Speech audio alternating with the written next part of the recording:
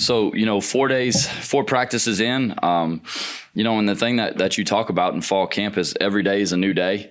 No matter how good or how bad the day before is, you have work in front of you every day that you got to come out and you got to focus on. And, the deal with the whole thing is you put the blinders on, you just have to do the work. And it's been a lot of fun so far. We're 2 days in pads, so I'm not ready to anoint anyone or this team anything. But I do know the first 4 days, the effort, the intent, and the intensity behind the work has been outstanding. There's certainly mistakes made out there, and that's what you're supposed to have. But the execution really has been good. It's obvious to me that our new guys who have come in here have really taken advantage of the summer. They've done a great job of getting themselves caught up and getting a base knowledge where they could go out there and they could function and compete. So, today is going to be day 5. It'll be the 5th one in a row before an off day. And sometimes those are the toughest ones to kind of get it out of them and get them going. But this team has got, the leadership has grown up tremendously throughout the course of this past year. And they're a fun group to go out there with every day. I know that, and I know that they're working incredibly hard right now with the right type of intensity. So pleased with where we are right now. Every day is a work in progress, and we're going to keep doing the work. Last week you talked about the depth not being quite as much on the offensive line because of some guys, unfortunately, that got injured over the summer. How much do you still think it's ahead of where you were last year, and what have you seen so far from that line? Well, it's way ahead from last year. We've got 4, no doubt, pieces in place, from right guard all the way over to left tackle, and that they have looked really good. They're on the same page, communicating really well.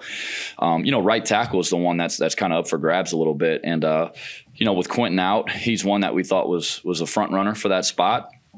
But it means that, George Jackson, James Ohamba, and Trent Murphy have all gotten reps at right tackle. So, we're gonna keep letting those guys battle it out and try to raise their game. And each one of them does good things at times, and there's things that, they've got different strengths and weaknesses. So we're going to let them keep battling it out. I think the competition is the best thing that you can do when you have a position like that, instead of just trying to put something in place and just go with it.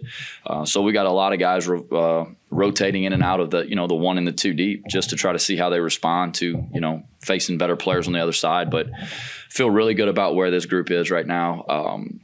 You got really good leaders in that group, and the intent behind the practice is different than it has been. And the fact that they've been able to practice together continuously, since you get this thing started in February, has certainly made a difference. Ohamba, is it his experience, or it seemed like he was more of a guard is he more capable as a guard, more of an option as a guard than he is?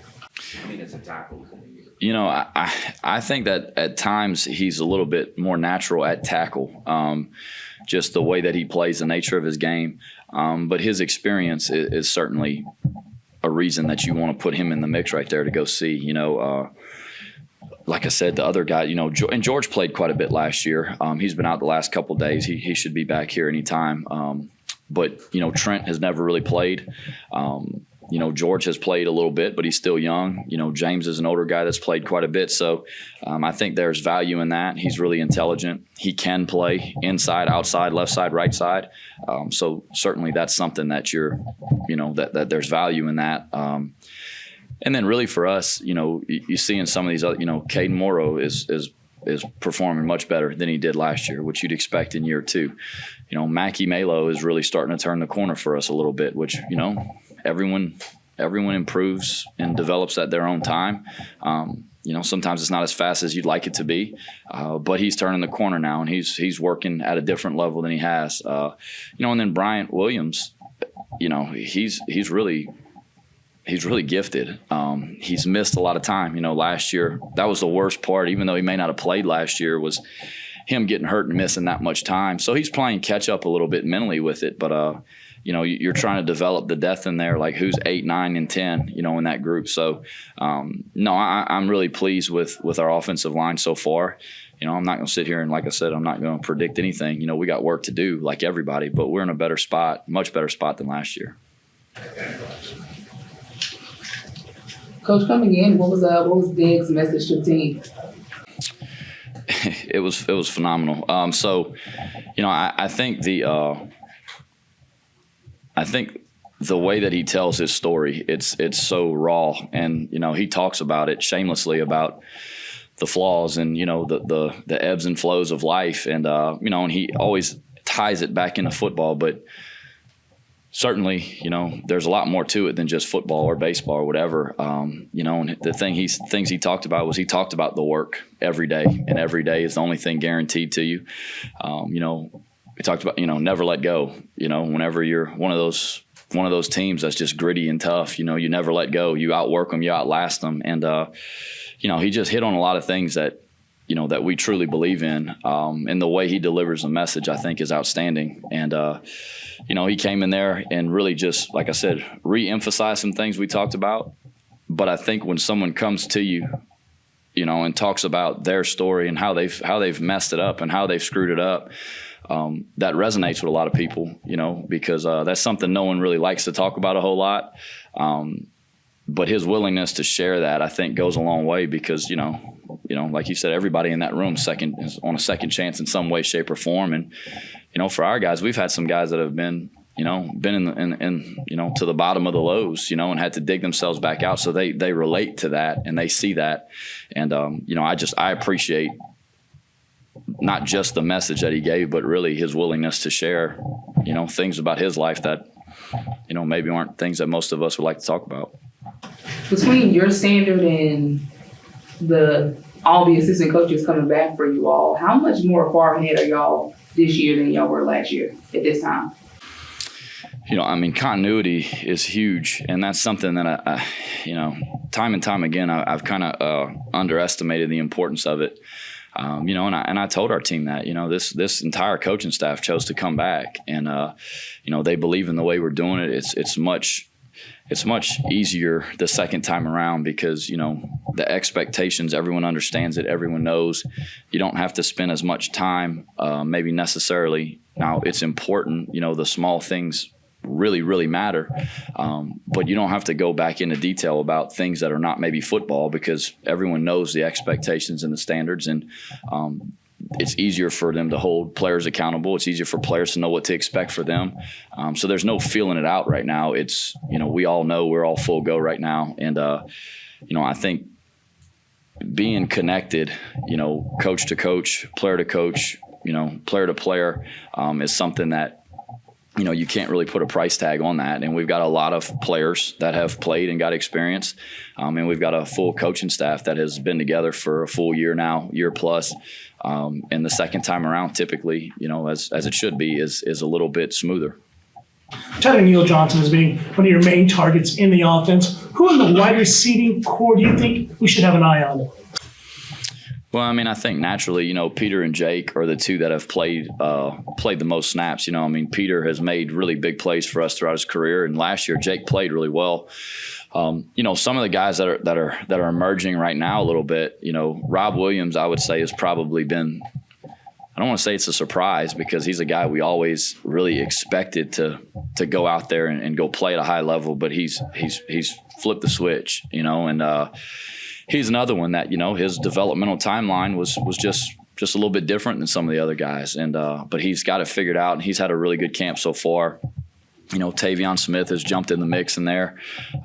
Charles Robertson, Jaden, AJ, all those guys that we've talked about, they've done some really good things throughout the course of camp.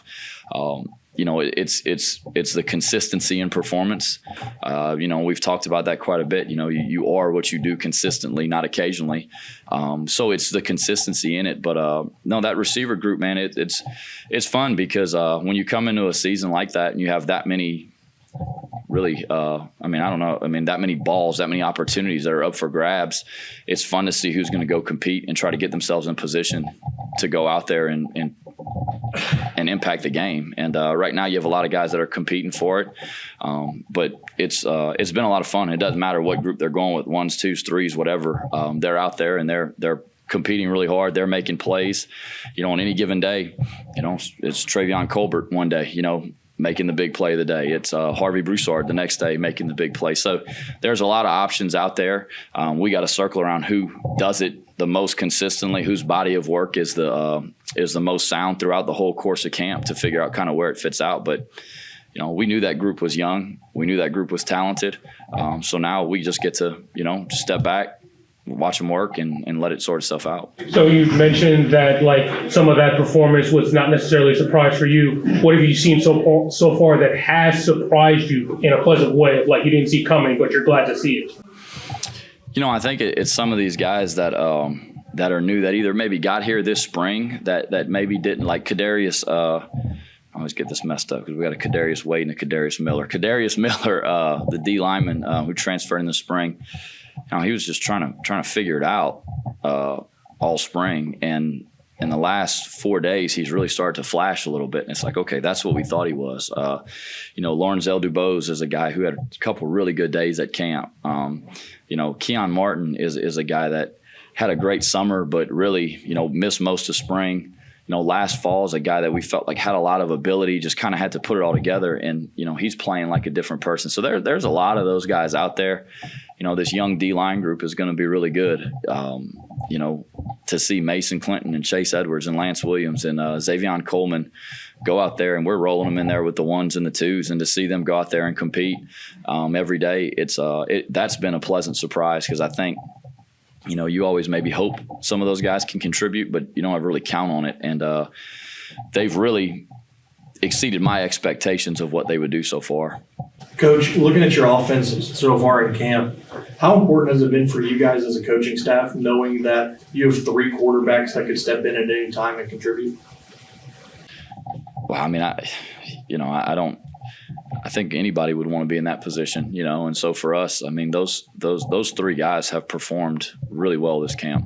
I mean, they all have different strengths and different weaknesses. I mean, just like everybody, but they have performed really, really well. I mean, they are making really good decisions. They're accurate with the ball, standing in the pocket. They're directing traffic. I mean, they understand the ins and outs of this offense, and that's a luxury that anybody would die to have, and we're certainly, incredibly grateful. But on top of it, you go in that room, and the 4 guys we have here in camp, they're smiling their faces every day. Doesn't matter what group they're going with, what reps they're getting. They're great teammates, man, and it's rare in today's world, to have Chandler Fields who said, I'm staying here. This is where I want to be. That doesn't happen everywhere. And, I'm grateful for kids like him, because he's an integral part of what we do. And, our guys have faith in him. So do we, and he's going out there and proving it. How has the kickoff return evaluation through 4 practices been so far? And I guess how much longer do you anticipate there being a guy or 2 or 3 really, sort of taking the reins of that? Yeah, I wouldn't say we're anywhere close to being able to say that. We haven't done any live full speed reps yet on return. We've worked in groups and parts of it. So we're not even, probably hadn't scratched the surface. We got a few guys rolling through there, and we'll get some opportunities as we start getting close to this first scrimmage, and certainly second scrimmage and all that. Got time for a couple more. With Jamarian out in his situation, what have you seen from Tyler? And I'm sure his experience is invaluable in that situation. And Cam on the other side, like him having to take that next step forward as well. It's fun. It's fun to see people step up, when they need to. And, Tyler is like the prime example of work while you wait. A 6-year senior that's played significant roles in our minds, but to the outside world might look like it's, insignificant. Played on teams, played in certain situations. He's ready for the opportunity. There's no doubt. I never had a question in my mind, and he stepped up and he performs like it. You can tell that he knows this is his opportunity, and he's prepared for it. We say it all the time, when the opportunity arises, it's too late to prepare. And he's a perfect example. He sat behind some, really, really good players here, and he's ready for the opportunity. Cam George has been, I think this is the first session that we've seen him really start to play like we thought he could. Another one, right, that the development is on their timeline. he's still got, some limitations in certain things, but that's our job to make sure we have him doing what he can do, because there are things he does, striking people and playing the C gap and doing those things. I mean, he's as good as anybody. So to see him step up in there has been great. Cam Woodfield has continued to accelerate, which we expected. And then, Trey Fight is really athletic on the edge. He's physically, he's got to continue to develop in those things, but he is incredibly athletic, and he's really intelligent. He's picked it up fast, so we feel good about that group. You say it all the time, and it's next man up, and as cliche as it sounds, but that's what it has to happen, and that's the way it's got to be. And those guys they've done a good job and prepared themselves for the opportunity. Mentally, is Ben where you'd like to see him? Obviously him getting back out there like for the first time in this kind of setting after what he experienced through 4 practices. Mentally, you like where he is? I do. Yep. Through 4 practices, really, really pleased with him. He's done a great job, and you can tell that he's put in the work, and he's mentally prepared himself as much as physically.